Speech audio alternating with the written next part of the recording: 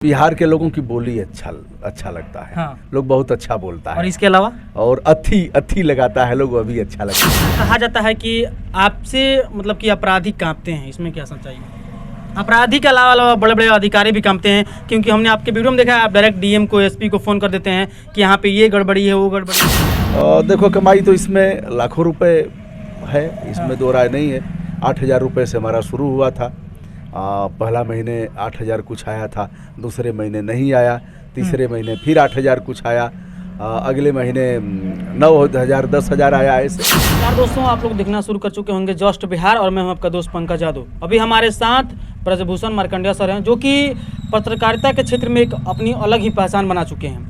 आज ये हमारे बिहार के गोपालगंज ज़िले में आए हुए थे, तो हमने चाहा कि आज इनसे कुछ खास बातचीत करें और ये ज़मीनी स्तर से ग्राउंड रिपोर्टिंग करके आप सभी के बीच लाते हैं। तो सर, सबसे पहले आपका जस्ट बिहार में स्वागत है। शुभकामना, बहुत बहुत आभार। अच्छा सर, आप तो बिहार में लगातार घूमते रहते हैं। बिहार में आपको मतलब सर, आप यूपी से हैं, बिहार और यूपी में आपको क्या अच्छा लगता है सर? किस मामले में? एक तो मैं लगातार नहीं घूमता हूँ, 1.5 साल बाद आया हूँ, ठीक है। हमारा यह मानना है कि बिहार और यूपी ही क्यों, माना कि ठीक है बिहार में अधिक चलेगा, यूपी में अधिक चलेगा, अपनी बोल भाषा के लोग हैं, अपने समझने वाले लोग हैं, तो अपने तरफ का देखना भी चाहेंगे। लेकिन जम्मू कश्मीर से लेकर के कन्याकुमारी तक हमारा यह मानना है, और विदेशों तक हम जाएं, हमारा आकलन केवल बिहार यूपी तक न रहे। तो इसलिए मैं पूरे देश में घूमता हूँ। विदेश में नेपाल और भूटान, 2 देशों में हमारा जाना हुआ है। तो एक तो मैं लंबे समय बाद बिहार में आया हूँ, और दूसरा विषय यह कि किस मामले में यूपी और बिहार में क्या। अच्छा सर, बिहार और यूपी में, बिहार में आपको सबसे अच्छा क्या लगता है और यूपी में सबसे अच्छा आपको क्या लगता है? राजनीतिक तौर पे हो या आम तौर पे हो? तो बिहार के लोगों की बोली अच्छा लगता है। हाँ। लोग बहुत अच्छा बोलता है। और इसके अलावा और अथी लगाता है लोग, वह भी अच्छा लगता है। हाँ। अथी क्या बोलते हैं, जब कोई शब्द नहीं आता है तो अथी लगा देते हैं। इथी, हाँ, इथी लगा देते हैं। हाँ। अथी जो भी है। हाँ। कि वहाँ जा रहे हो तो गाजर मूली और अथी इथी लेते आना। हाँ, अब इथी माने जो नहीं आएगा, खाली जगह भरो। हाँ। तो यह इथी केवल बिहार में ही है। तो यह सब भी अच्छा लगता है। उन लोगों ने अपनी बोल भाषा, अपनी माटी और इसको नहीं छोड़ा है। बहुत सी चीज़ें हैं, बहुत से ऐसे शब्द हैं जिनका लोप हो रहा है, लेकिन बिहार ने अभी भी उसको बरकरार रखा। ऐसा कहा जाता है कि आपसे मतलब कि अपराधी कांपते हैं, इसमें क्या सच्चाई है? अपराधी के अलावा बड़े बड़े अधिकारी भी कांपते हैं, क्योंकि हमने आपके वीडियो में देखा है आप डायरेक्ट डीएम को, एसपी को फ़ोन कर देते हैं कि यहाँ पे ये गड़बड़ी है, वो गड़बड़ी है। देखो, ये हमारा फंडामेंटल राइट है जी। हाँ, ये हमें संविधान ने दिया है। बाबा साहब डॉक्टर भीमराव अम्बेडकर जी, जो संविधान निर्माता कहे जाते हैं, डॉक्टर राजेंद्र प्रसाद जी, जो यहीं के सिवान के ही जीरादेई के रहने वाले और प्रथम राष्ट्रपति भारत के। जी जी। तो इन लोगों ने जो संविधान का निर्माण किया, उस संविधान ने एक ताकत दिया है आम आदमी को। जी। उस ताकत का नाम है अभिव्यक्ति की आज़ादी, बोलने की आज़ादी। जी। लेकिन हमारे बोलने से किसी धर्म मजहब को ठेस न पहुँचे, हमारे बोलने से कहीं राष्ट्रीय एकता अखंडता को आघात न पहुँचे, हमारे बोलने से कहीं जो संवैधानिक मर्यादा है उसका उल्लंघन न हो, उसका ध्यान देते हुए मैं करता हूँ। और इसको सबको करने की आवश्यकता है। और जहाँ तक डीएम एसपी और इसकी बात है, बहुत जगह मैंने देखा है लोग कहते हैं कि आप ज़िले के मालिक हैं। मालिक नहीं हैं। पहले एक शब्द था अंग्रेज़ों के समय में, जिलाधीश। जी। तो जिलाधीश शब्द खत्म हो गया, अब जिलाधिकारी हैं। तो उनके भी मालिक हम लोग हैं, जनता मालिक है। तो मालिक है, और मालिक को लगेगा कि कुछ गड़बड़ हो रहा है तो कहेगा ना। जी। बस उसी की पूर्ति होती है और कुछ खास अच्छा सर, कभी डर और नहीं लगता है? किससे? अधिकारी से। आप मतलब कि क्या करेंगे, वो लोग बड़े कमज़ोर लोग हैं। हाँ। देखो, डर तो परमात्मा से लगना चाहिए, डर हमारे बुरे आचरण से लगना चाहिए, डर हमारे जो संविधान और कानून का उल्लंघन कर रहे हैं उससे लगना चाहिए, डर हमको इस लोक व्यवहार के प्रतिकूल उल्टा जो हमारा व्यवहार होगा, जो उल्टा आचरण होगा, हमारी जो प्रस्तुति होगी, उससे डरना होना चाहिए। ये लोग बड़े कमज़ोर हैं जिससे हम लोग लड़ रहे हैं। बस लोगों को लगता है कि हम भैया ये कुछ करवा देंगे, वो क्या करेंगे? तो सबको एकजुट होकर के डरने में ही, इसी डर ने देश को बहुत दिनों तक गुलाम बनाए रखा। इसी डर ने, उस डर को निकालना पड़ेगा।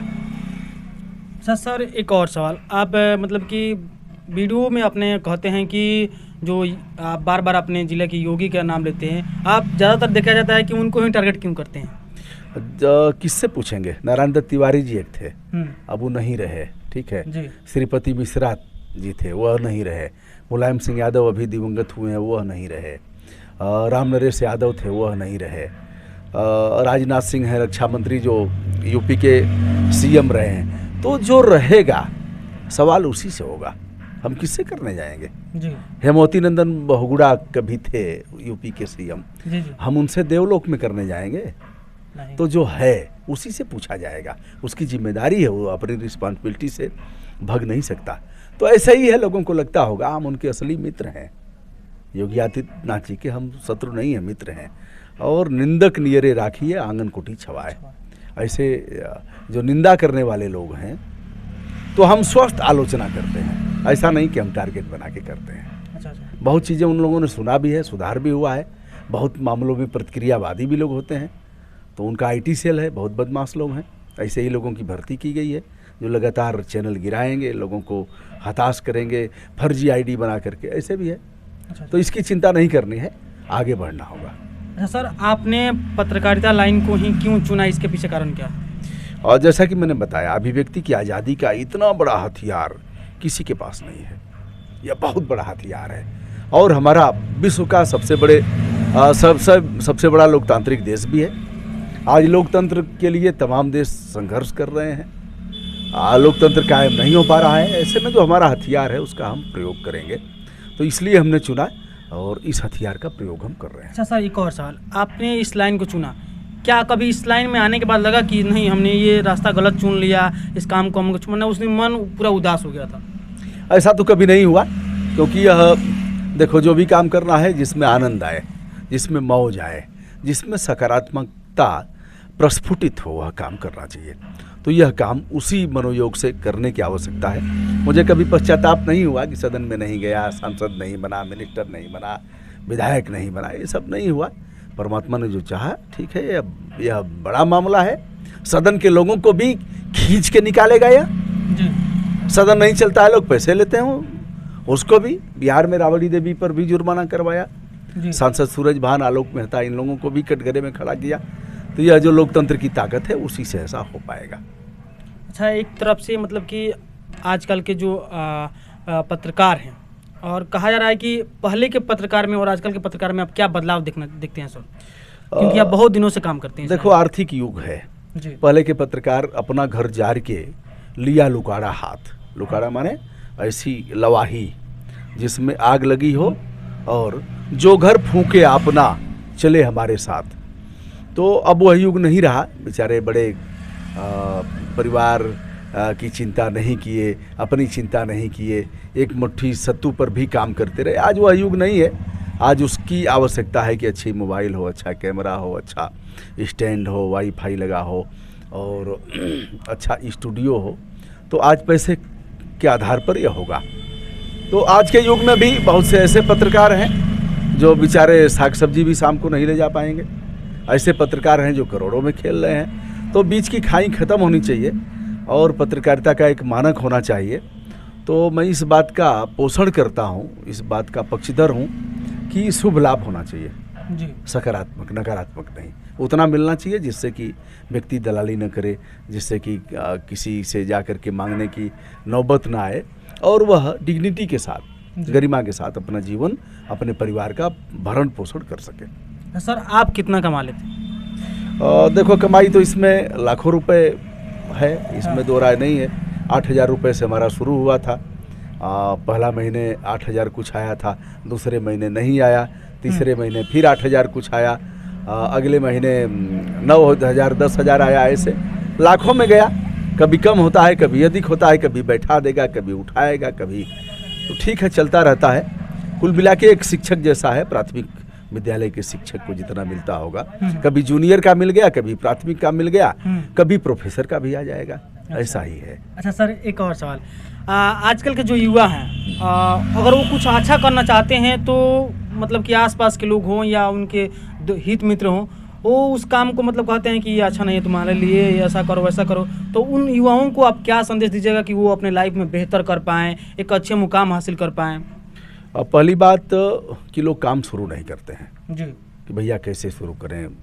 फिर दूसरी बात कि हम करेंगे तो लोग क्या कहेंगे। जी ठीक है, इन चीज़ों को निकाल करके शुरू कर देना है। कौन क्या कहता है इसकी चिंता, तुम्हारे बारे में सोच तो रहा है। जी जी अगर कुछ कर रहा है तो सोच रहा है, किसके पास फुर्सत है किसी के बारे में सोचने की, तो सोच रहा है, तो इसका मतलब कि ठीक है मामला।